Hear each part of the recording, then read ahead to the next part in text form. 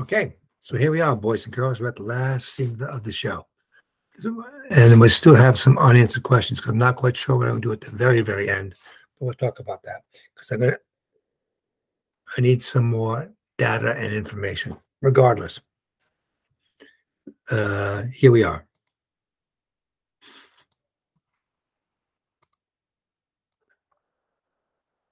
This is where we are. When the scene opens, we need to have addiction and anxiety either sitting in chairs here or sitting with their feet dangling over the edges. They are not actively involved in the scene at all, but they have to be there to represent the fear of relapse or the fear of recurrence. Just because Hope is doing better, she's still going to be anxious, so I want these guys around. And even though she's still doing better, addiction is always rearing its ugly head because people fall off the wagon all the time. Okay, so anyway, we're going to move this thing up here for the symbolic idea of Hope rising above and getting close. So up, of course, remember, up means good and down means bad.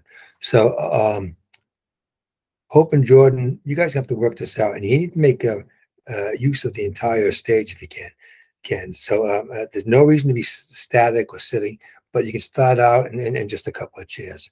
At some point, I think at some point when she says, I'll probably go home, visit my family, and then at the point where she said that I'll probably go home and visit my family on page 77, Quinn starts sneaking up there.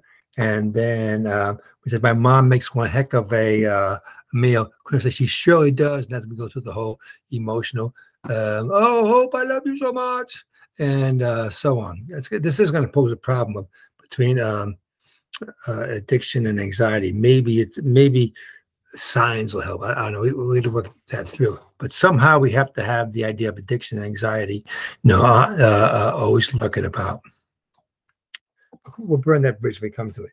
Anyway, the whole interchange between Hope and Quinn goes on, and Jordan is back and forth, and you guys are going to have to work this out amongst yourselves. It should be pretty natural. Hope is succeeding. Jordan's status is still undetermined whether he's going to stick around for her or it's going to be a long-distance relationship, and Quinn's offered her a job. So there is a lot of beauty there. And then when Quinn says, oh, hell yeah, we have a blackout, another one of Hope's pre-recorded speeches. Here's where we're going. I am unsure of what to do. The whole idea of having the entire cast assemble, we might do that, but I am more inclined to have a list of resources or factoids relative to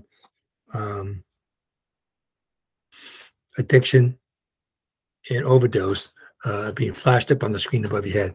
But I think there's a possibility that we may have to be really blatant and have anxiety come center stage, pull the screen down, and someone down here start flashing the information on there.